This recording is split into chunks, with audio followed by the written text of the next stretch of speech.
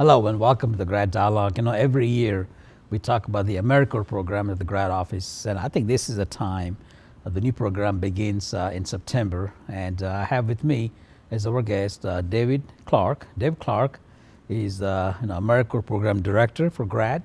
I believe he's been our director for 15 years or so. 15 years. Oh, that's great. And yeah, I remember in 2002.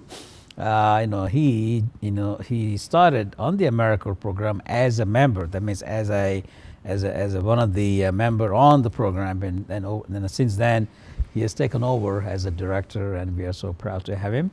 David, welcome on the GRADD Dialogue. Thank you. And as we talk about every year, I know that things do change in terms of the program, in terms of the members and the agencies and everything else. So in case some of the folks that have not been known about the Americorp, and also some of the folks that would like to take advantage as a member or as a maybe sponsoring an Americorp member, it'd be great to talk about those things. So let's kind of jump into people who may not know what is Americorp program is, and why do you think we have that in our country, and what do you account for on the 20 questions now?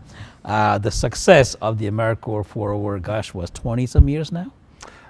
21 years at 21, GRADD. okay. We've had a program there since 1997. Uh-huh. It's a federally funded program of community service. People who enroll as members in the program sign up to do a year of community service. It's very much like a full-time job for a year for our members. So, and again, is there any, this is not a low-income membership program or anything like this? There's no, what is the requirement, eligibility requirement for the members? Members can be anywhere from 18 to 99 years old. They have to be U.S. citizens or legal resident aliens to work in the program. And nobody is overqualified or underqualified to be an Americorp member. We accept all applicants.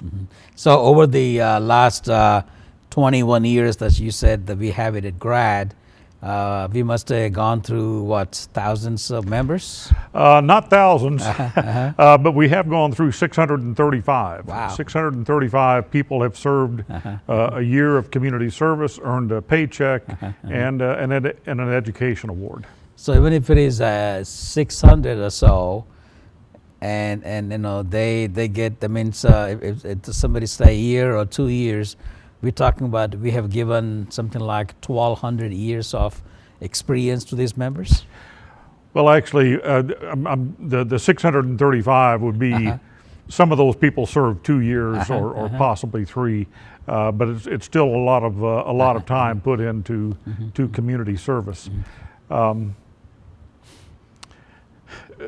People who serve as members in the program earn a living allowance. This year it's $13,732. When they complete the program, they earn an education award of $5,920. So for each Americorp member, we get federal funds of about $19,500 to apply to each member. So somebody watching this show, either a potential member looking for some experience, join the Americorp, or even a parent who like to see, maybe tell their children 18 over to think about Americorp, or even somebody who would like to have an Americorp help out in their businesses or in the nonprofit group. So that person, what you're telling us is that person can get close to $13,000 as a income or a stipend while being on the program. That's right. They also get education allowance for themselves or anybody that choose to after. The education award, $5,920, is earned by the member. But if someone is 55 years of age or older when they apply for the program, they can transfer that to a child, a grandchild, or a stepchild.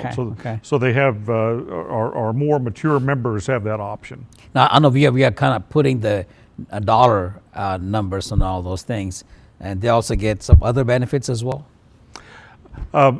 For our members who do not have health insurance, we provide health insurance for them. We pay the monthly premium for that.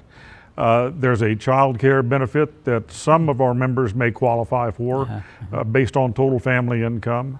And you're always going to be an Americorp alum once you finish the program. There'll be no end to the junk mail and email that you that you get as an Americorp alumni. So I know, David, you and I talked about this over the time.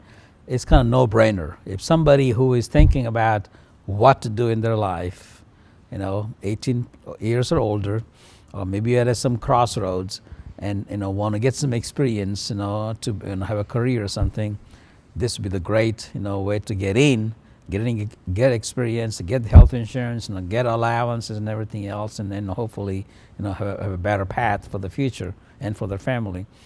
What is in it for the agency? Let's talk about when you join the Americorp, what happens to the person? Well, the member is assigned to a service site, and we contract with service sites to sponsor an Americorp member. We can work with nonprofits, we can work with faith-based agencies and public agencies.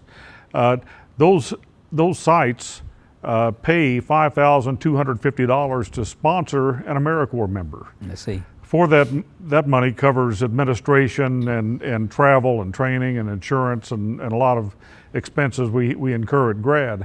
I lost my train of thought there.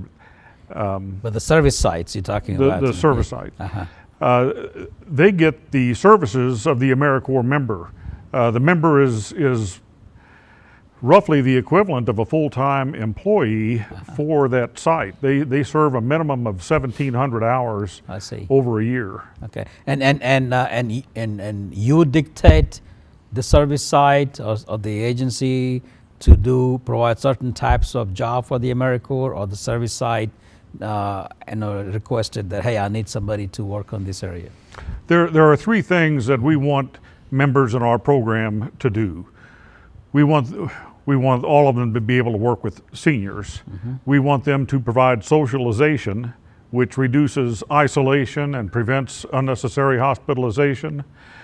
We want them to provide improved nutrition, just promotes general health, and again, prevents unnecessary hospitalization. And we want our members to be able to provide disaster preparedness information, because seniors are more vulnerable to the effects of disasters than the general population. So what we're saying is that you would work with the service side to kind of put together a program that could fit your mission or the goals, and that would match, the members. So let's talk about that. I know there's a big event at GRADD. There is an Americorp enrollment, or well, we have a pre-service enrollment. Okay. Basically, the first 2 days of the service year. Our program starts on September 1st, but because of the way the holiday works this year, we'll actually be holding a pre-service enrollment at GRADD on September 4th and 5th for new members who are enrolling in the program. So hopefully we'll have 38 people ready to start this year on September 4th. Well, let's talk about that, and to the point that if somebody is watching again and they want to know how to become a member or how to become a service side, they can contact you. They can contact me at GRADD. The phone number is 926-4433. We'll also be having a series of informational meetings for people who are interested in finding out more about the Americorp program. Wednesday is the 18th. We'll be in Hartford at 1 o'clock at the community center there. Thursday the 19th, we'll be in Henderson at Audubon State Park at the Museum Theater. And on the Friday the 20th, we'll be at GRADD. All of these are 1 o'clock in the afternoon. And we'll just be explaining to people who may want to join the program what it's all about and what they're getting themselves into. And are you going to advertise those dates and the locations maybe on the website or the newspapers, or how you going to do those things? We have advertised in the Messenger Inquirer, the Gleaner in Henderson, and Ohio County Times. Okay. So really, that's more or less to seek out potential members who want to join all those things. Correct. Now, this year beginning September 1, how many members that you are looking for? You said 38 or so. This year we've been funded for 38 Americorp members. That's down slightly from last year. This current year we have 44. But over the life of the program, we've averaged 30 members a year. So 38 is still a substantial number for us. And out of 38, quite a few are also coming back as a second year. We hope to place members in all 7 GRADD counties.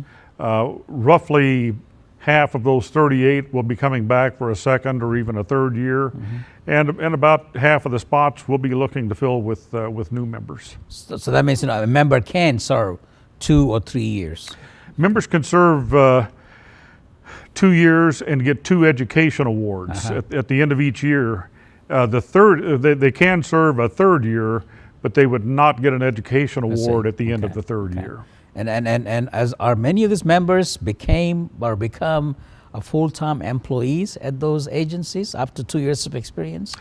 It's not something that we promise on the front end, but it is something that happens every year. People are hired by their service site or by some other business or agency because of what they've skills that they've developed while serving as an Americorp member. So that's another reason why somebody should consider that, because not only you get stipend, health insurance, and the educational allowances at the end of the 2 years, but also potentially could become an employee and get a probably full-time career with them as well. That's right. Okay. And the time that we have, especially for the Davis County, can you kind of list some of the agencies that have taken advantage of the Americorp this past year or in the previous years as well?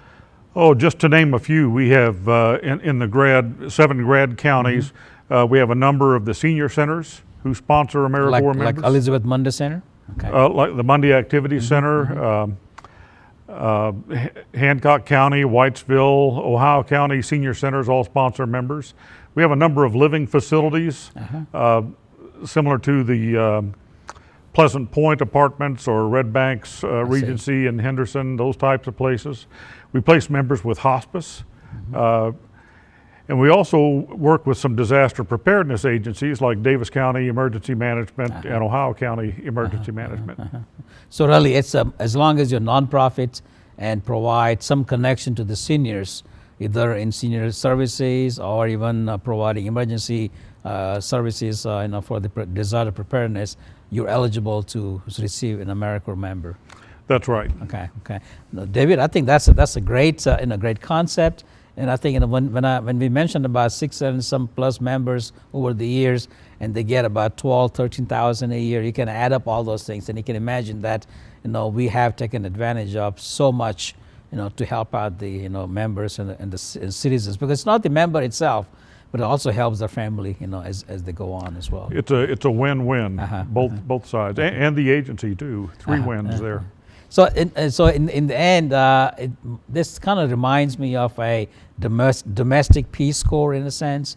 It is. It's we attract a lot of members who are in transition, if you will. Some people trying to work their way back into the workforce because they've been out for any number of reasons, and we happen to be a very good fit for people in those types of situations. And I'll be remiss not to mention that in the 21 years or so at GRADD, and especially the last 15 years, you being a director, the reports I have received from the state and national Americorp agencies, that the GRADD has done a tremendous job. We had a great success, and I think that takes a lot of care for you to provide the perfect match, for the member as well as the agency. So I want to thank you.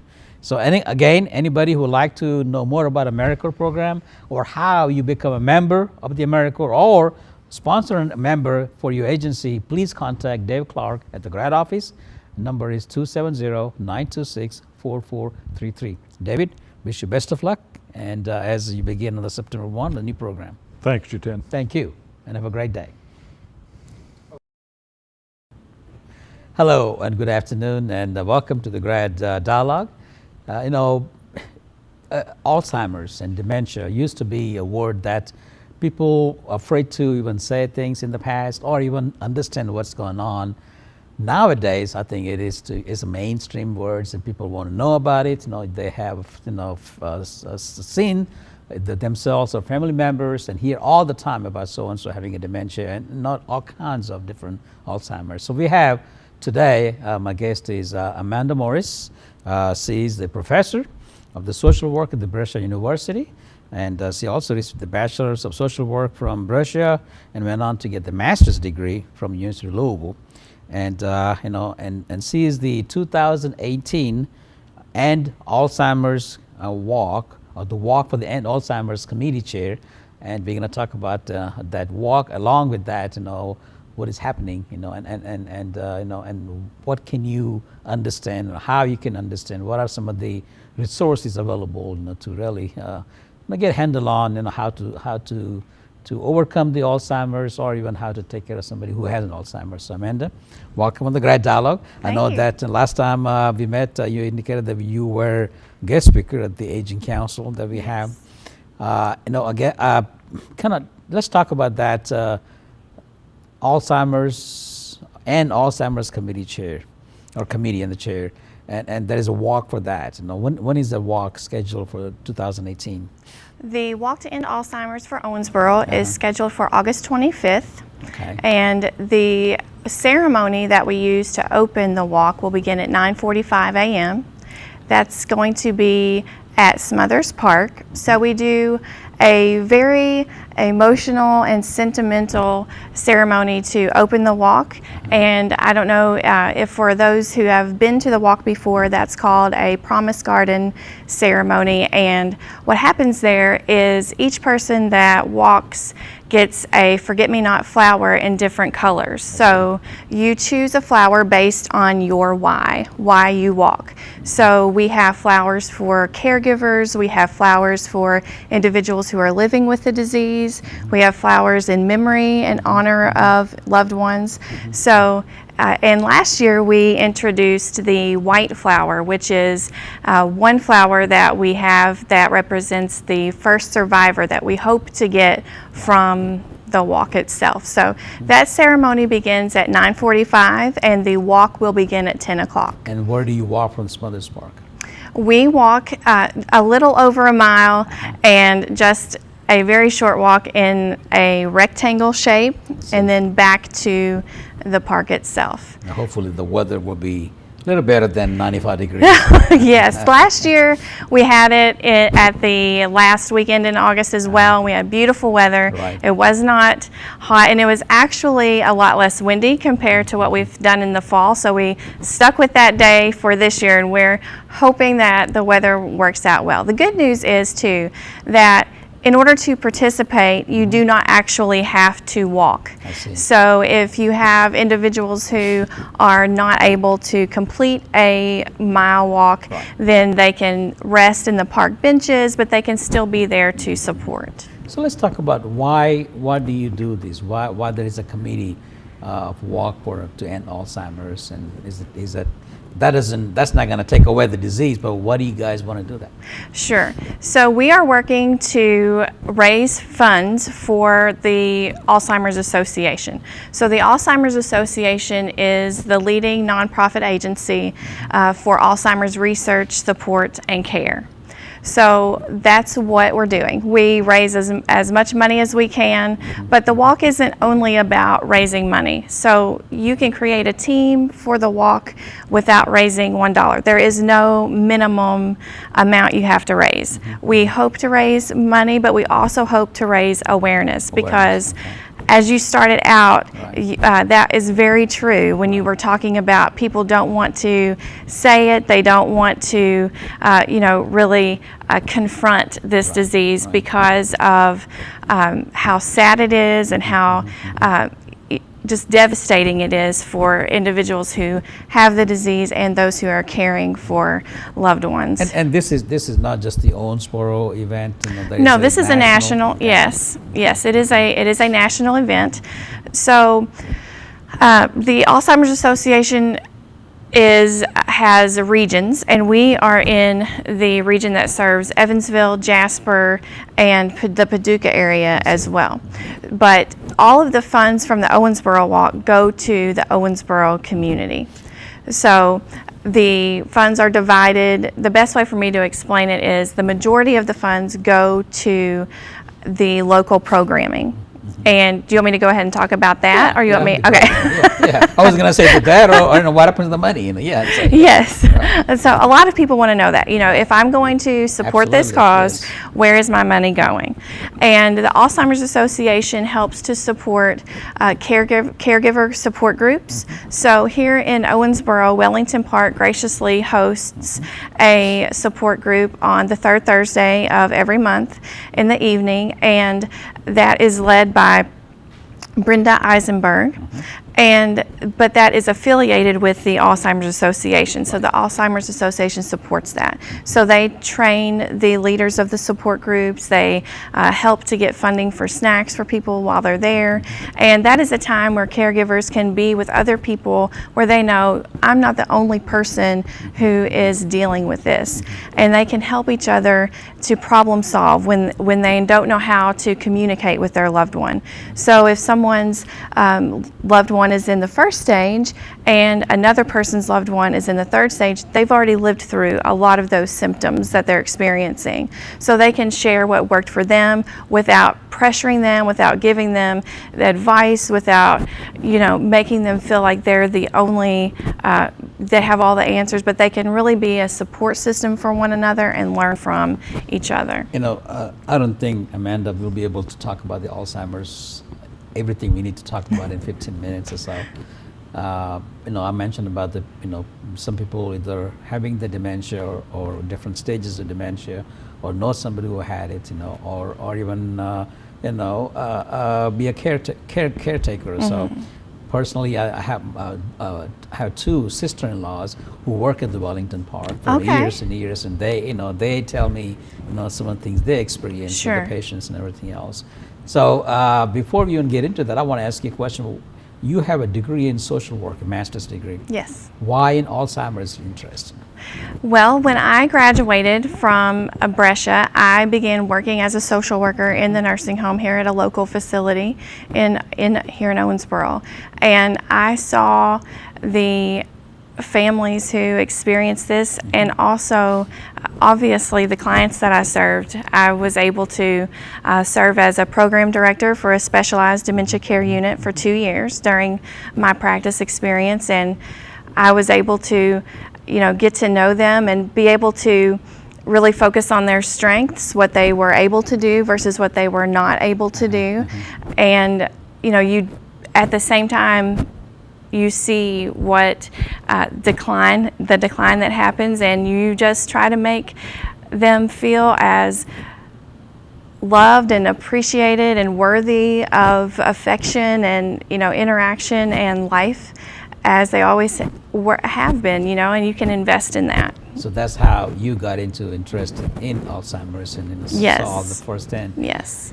The society as a whole, even the world as a whole, have done a marvelous job, trying to break it down, the stereotype about the Alzheimer's and everything else. There has been many mainstream movies and great actors and actresses have played the roles of being a patient or a caretaker, and I can't remember the name, but I love those. And I think the point I'm trying to make is that even though people now accept that there is a real disease, the real struggle the family and the person goes through and everything else, but there is still not that much knowledge as far as what are the causes for that, what are the levels of Alzheimer's and all those kind of things. And I know that it's so difficult. Again, I say it's difficult to talk about all that in the little time that we have. But can you give us, if often if you remember, some of the resources or some of the information sites or websites that people can go to get more information about those things? Absolutely. The one that is affiliated with the Alzheimer's Association is alz.org. Okay. Also, you can go to the Department of Health and Human Services. They just recently passed legislation that is really encouraging an initiative for the entire country to invest and get behind this cause, because we have put a lot of research and a lot of effort into it to help find causes, but we're actually shifting the focus of research to preventing the symptoms before they start, because what we found, not obviously not myself, but the research community has found is that individuals can have signs of the disease for up to 20 years before they have symptoms. And so they're focusing on stopping the symptoms before they begin to manifest. So that reminds me, there was either in a 60 Minutes or a 2020 not too long ago, where they followed a couple for 15 years. Yeah. And how, in 2018, how, the wife, totally had Alzheimer's, at the beginning, then how the whole life changes. Yes. And it's not just the patient or somebody going through Alzheimer's, is the impact happens on the whole family and the special caretaker and everything. Yes. Does Walk to End Alzheimer's have a website locally? Yes. Okay. It is alz.org, and that will give you information, signs and symptoms of the disease, what's the difference between dementia and Alzheimer's disease, because a lot of people have that question. Dementia is really the set of symptoms that happen that affect the memory, the thinking, the functioning of the individual, but there are a lot of causes behind dementia. The Alzheimer's Association does serve individuals with all types of dementia, not only Alzheimer's disease, and I think that's important to bring forward too. And also with the fastest growing population of baby boomers and people over 60, and which is more prevalent in the older generation, as you get older for Alzheimer's. Yes. So the older you get, the more likely you are that is one of the risk factors of Alzheimer's disease. It's not a normal part of aging. It is a disease, but the older you get, it is an increased risk factor, though they do have younger generations who have early onset, which tends to be genetic. Now, I know that you talk to the Aging Council at GRADD, and you also work with our staff, with the nursing home ombudsman programs, and I believe we have Alzheimer's awareness activity that we do at the office as well. So beside yourself and beside the End Alzheimer's Walk, any other activities in the community that people could take part in working with that? The Alzheimer's Association, part of what they do is service education programs for the community. So they provide education programs. A lot of them are at the hospital or the health park, and they sponsor those. They provide for caregivers specifically. They provide for individuals who have the disease and for professionals. So they provide all kinds of educational opportunities. The walk itself is really easy to register for. You can have a company team if you want to form a team for the agency you work for, the organization that you work for. You can have a friends and family team. If you just go to alz.org/walk, the registration process is very simple. Type in your zip code, click on Owensboro, and register, and it walks you straight through it. And then for fundraising, we make it as easy as possible. We pre-write letters and emails and things to share on social media, so that the opportunity to share that with individuals to donate for your team is very simple. So we try to make it and streamline it and try to help those who are going to help us have as easy time with it as possible. Excellent. Amanda, thank you for being on the show. And the walk again is on August 25th. Yes. It starts at Mother's Park. At 9:45 a.m. Yes. You will see a team from GRADD. Great. Fantastic. Thank you. We've been talking to Amanda Morris, a professor of social work at the Breslin University, and is also the chairperson for the Walk to End Alzheimer's event, which is going to be on August 25th. And if you need more information, you can always contact the Breslin University on Yes, Amanda Morris. absolutely. Also, you can contact me at the GRADD office, 926-4433. Thank you. And please remember August 25th and join us for the Walk to End Alzheimer's in our community. Thank you.